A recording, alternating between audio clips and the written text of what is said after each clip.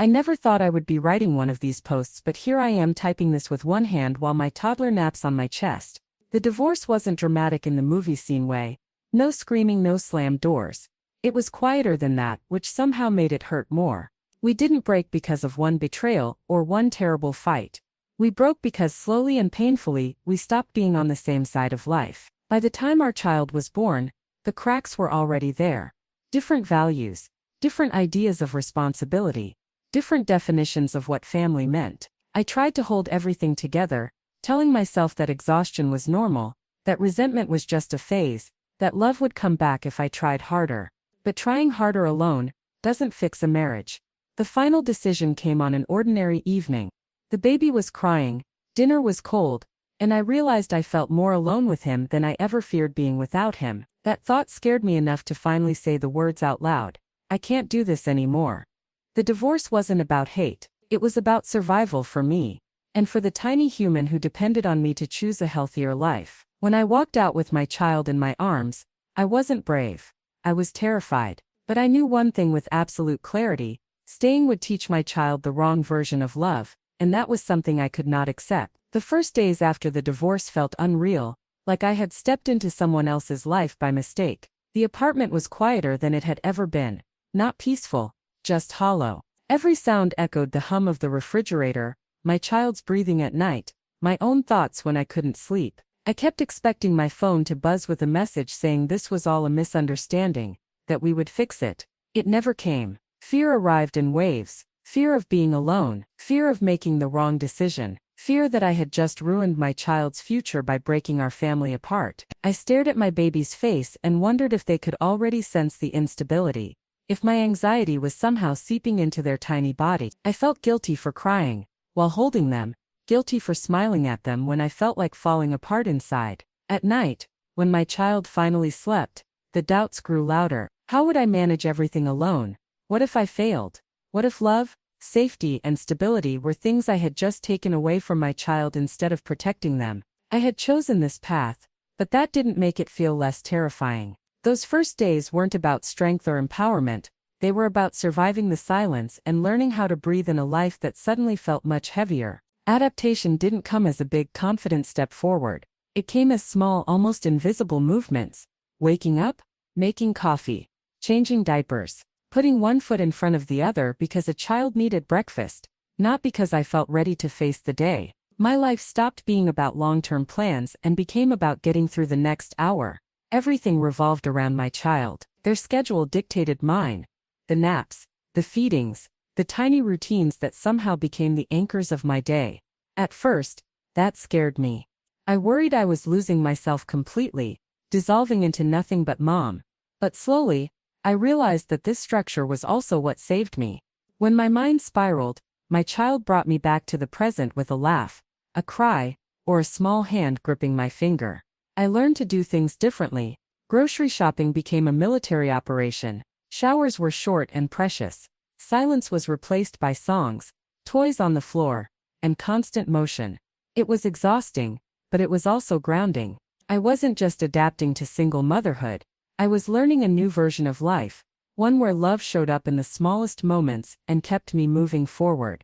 Even when my heart still felt bruised, I wouldn't have made it through those early weeks without other people, even though accepting help didn't come naturally to me. I had spent so long trying to prove I could handle everything that admitting I was struggling felt like another failure.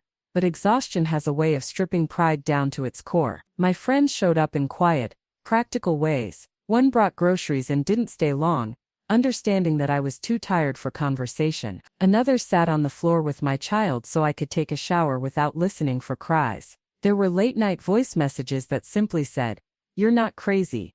This is hard." Those words mattered more than any advice. My mother became my emotional safety net. Even from a distance, she didn't try to fix anything. She just listened over and over as I repeated the same fears. No judgment. No "I told you so." Just presence. I started to understand that support doesn't always look like big gestures. Sometimes it's knowing that if you break down at 2 a.m., someone will answer the phone. Letting people in didn't make me weaker. It made the weight lighter. For the first time since the divorce, I felt like I wasn't carrying my child and my fears completely alone. Once the initial shock faded, practical problems stepped into the spotlight. Love and determination didn't pay bills, and optimism didn't create more hours in the day. Money became a constant background noise in my head. I calculated everything: rent, food, diapers, sometimes down to the last coin. I stopped buying things for myself entirely, convincing myself I didn't need them anyway. Time felt even more scarce than money. Every task took twice as long with a child, and rest became a luxury I couldn't afford. I was always behind on something: laundry, emails, sleep, life. Fatigue settled into my bones. Not the kind that goes away after a good night's rest, but the kind that becomes part of who you are. Some days I felt like I was operating on pure instinct. There were moments when I sat on the kitchen floor, my child playing nearby, and wondered how long I could keep this up. I felt stretched thin, emotionally and physically. Yet even in those moments, I got up again, not because I felt strong, but because my child needed me too. And somehow, that was enough to keep going, one tired step at a time. Somewhere between the exhaustion and the constant problem solving, something unexpected happened. I started noticing that I was handling it. Not perfectly, not gracefully, but handling it nonetheless. I figured out budgets. I made appointments. I soothed nightmares and my own anxiety in the same night. The things that once felt impossible slowly became routine. There was a quiet shift in how I saw myself. I stopped thinking of myself as someone who survived a divorce, and started seeing myself as someone who could adapt, someone capable. I caught my reflection one morning: messy hair, tired eyes, a child balanced on my hip, and felt something close to respect. This version of me had been through fear, loneliness, and uncertainty, and she was still standing. New opportunities began to appear, not as grand breakthroughs, but as small openings, a flexible work arrangement, a new skill I realized I could learn. Conversations with people who saw me not as broken, but as resilient. I wasn't just rebuilding my life for my child anymore. I was rediscovering myself in the process. For the first time since the divorce, the future didn't feel like a threat. It felt like a blank page. And even though I didn't know exactly what I would write on it, I finally believed that I had the strength to hold the pen. Stability didn't arrive all at once.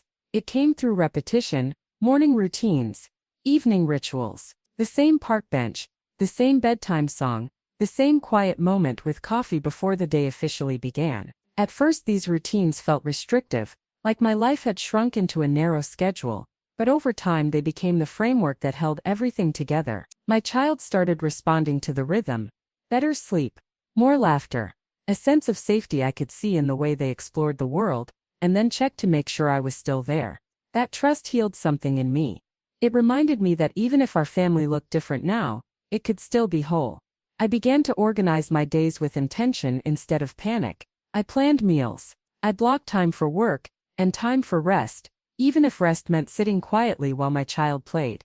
Life wasn't easy, but it was becoming predictable, and predictability felt like peace. In this new rhythm, I wasn't just surviving anymore. I was building something stable, one routine at a time. As life settled into its new rhythm, I started noticing moments that would have slipped past me before. The way my child laughed when I made a ridiculous face, the pride in their eyes when they learned something new, the quiet walks home at sunset, when the world felt softer and less demanding for a few minutes. These joys didn't erase the hard parts, but they balanced them. They reminded me why I was doing all of this. I realized that independence didn't mean a life without happiness. It meant learning to recognize happiness in simpler forms. I stopped waiting for someday to feel okay, and began appreciating the good that already existed. There was healing in these moments. They grounded me in the present instead of pulling me back into regret or forward into anxiety. I started to understand that joy doesn't need perfect conditions to exist. Sometimes it grows right in the middle of chaos, quietly, patiently, waiting for you to notice it. Just when I thought I had found my balance, my body reminded me that adaptation doesn't cancel fatigue. There were days when I woke up already tired, when even simple tasks felt heavy. I snapped more easily. I forgot things. I felt guilty for not being endlessly patient, endlessly grateful, endlessly strong. Burnout didn't announce itself loudly. It crept in through skipped meals, unfinished thoughts, and the constant feeling that I was always needed by someone else. I realized I had been taking care of everyone except myself. The irony wasn't lost on me. I had left a marriage because I was disappearing inside it, and now I risked doing the same in a different way. Admitting this felt uncomfortable. Single mothers are often expected to be superheroes, but I wasn't one. I was human. Naming my exhaustion didn't make me weaker. It made the problem visible. And once I could see it clearly, I knew I had to start finding ways, small imperfect ways, to take care of myself too, not just for me, but for my child. After admitting how drained I was, something shifted in how I approached help and self-care. I stopped pretending that getting through the day was enough. I started asking myself a new question: what would make this life sustainable? The answers were modest, but they mattered. I arranged childcare for a few hours a week, even though it stretched the budget. I learned to say no to extra obligations, to guilt, to the idea that rest had to be earned. Sometimes self-care looked like a long shower.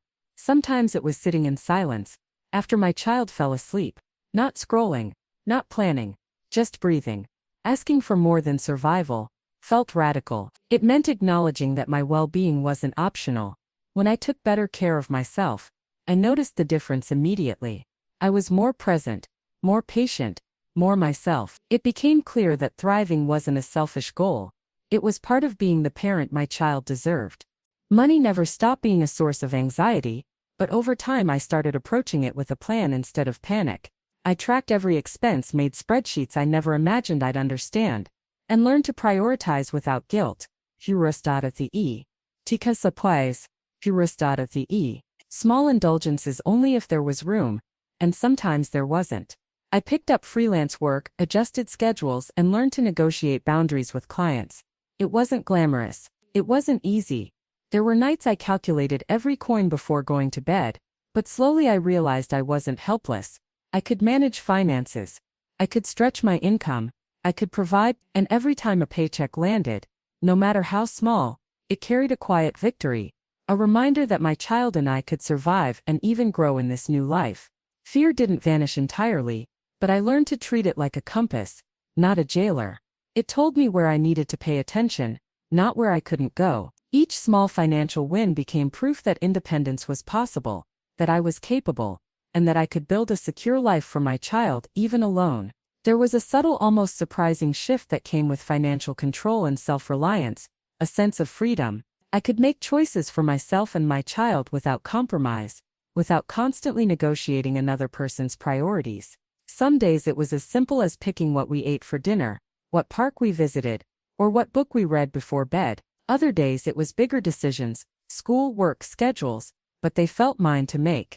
This independence was both empowering and terrifying. I missed having someone to share decisions with, to carry the weight, even in small ways. But slowly I began to appreciate the clarity that came with being the sole architect of our lives. Mistakes were mine alone, yes, but so were the victories. And in those small victories, the bedtime routine that worked, the first independent steps, the smile after a long day, I found joy that was wholly ours. For the first time since the divorce, I felt like I could breathe freely in a life that belonged entirely to us. It wasn't perfect, but it was ours. And that mattered more than anything. Parenting alone forced me to discover patience in ways I never had before. There were days when tantrums, spilled milk, and sleepless nights pushed me to the edge. I wanted to rush through moments, to get everything done, to fix things quickly, but with a child in my care, life refused shortcuts. I started learning to slow down, to take deep breaths before reacting, to see the world through my child's eyes, even when exhaustion clouded mine. Some days, patience meant letting the dishes wait while we built towers of blocks. Some days, it meant sitting quietly as my child explored, even when I wanted to collapse on the couch. This practice wasn't easy, and I failed often. But with each small moment of calm, I noticed changes. My child responded with trust and curiosity. I responded with gentleness and self-respect. In learning patience, I wasn't just teaching my child, I was teaching myself that resilience isn't about speed or perfection, but about persistence and presence. I started paying attention to the little victories, because in single parenthood, they mattered more than grand achievements. The first time my child slept through the night, the first time they fed themselves without a mess, covering the kitchen, the first time I cooked a meal while simultaneously keeping them entertained, and didn't lose my mind. Each win, no matter how small, became a reminder that we were capable, that life was still moving forward, that I was still capable. I began writing these moments down in a notebook, as a way to remind myself on the hard days that progress wasn't always obvious. These victories also built confidence. I realized that success didn't have to be monumental to be meaningful. It could be found in patience, in perseverance, and in the quiet moments where both my child and I simply survived, and sometimes even thrived together. As the months passed, I began to see doors I hadn't noticed before. With independence came the ability to explore possibilities that had felt impossible in my marriage. I started a part-time course I had always dreamed of taking, attended a few workshops, and even joined a small local community group for parents. These opportunities weren't about escaping motherhood. They were about expanding it. I discovered that my child could thrive while I pursued personal growth, and that the two didn't have to compete. Each new skill I learned, each small achievement, reinforced the belief that I could create a fulfilling life for both of us. I began to understand that the divorce, painful as it was, had opened space for me to grow in ways I might never have imagined. I could create a life that balanced responsibility, independence, and joy, proof that our little family could flourish beyond survival. One of the most important lessons I learned was that support doesn't have to come from a spouse. It can come from friends, family, and even strangers who understand your struggle. I started reaching out more, accepting invitations I would have declined before, and connecting with other parents in similar situations. These connections became lifelines. A friend who could watch my child for an hour so I could work uninterrupted. Another who sent encouraging texts when I doubted myself. A neighbor who shared parenting tips I hadn't considered. Each gesture, big or small, reminded me that I wasn't alone, and that asking for help was a strength, not a failure. Through this network I realized something profound. Motherhood doesn't have to be isolating. Even as a single parent, community can fill the gaps, soften the burden, and remind you that raising a child is a shared human experience, not a solitary struggle. Even as life began to feel more manageable, guilt remained a constant companion. I worried that my child might feel abandoned by a missing parent, that I wasn't giving enough, that my choices had somehow scarred them. These thoughts crept in quietly, often at night, when the world was still and my mind raced. Over time, I learned to confront that guilt with honesty. I reminded myself that leaving a marriage that wasn't healthy was an act of protection, not punishment. I told myself that showing my child resilience, independence, and love was far more valuable than preserving a broken structure. The guilt didn't vanish entirely, but it became something I could acknowledge without letting it control me. I realized that what mattered most wasn't perfection. It was presence, consistency, and love. And in those areas, I was giving everything I had. As the months turned into a year, I began noticing a deeper kind of happiness, one that wasn't tied to circumstance or approval, but to the life we were building together. Bedtime stories became our little ritual. Weekend walks were filled with curiosity and laughter. Simple meals felt like celebrations of being together. I discovered that joy could be found in ordinary moments: the messy kitchen, the squeals of laughter during a bath, the quiet afternoons when we sat side by side reading. These moments didn't erase the difficulties, but they gave them context. Life wasn't perfect, but it was ours. For the first time in a long while, I allowed myself to hope. Hope that my child would grow up feeling loved and secure. Hope that I could find satisfaction and fulfillment as both a parent and an individual. Hope that happiness wasn't something to chase, it was something we could create, day by day, in our little world. Looking back, I can see how far we've come. The woman who once walked out of a marriage in fear is no longer just surviving, she is thriving. I have learned to balance responsibility with self-care, to ask for help without shame, and to celebrate victories however small.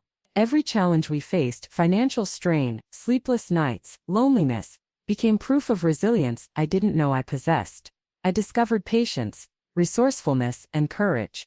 I realized that strength isn't about never feeling fear or doubt. It's about continuing despite them.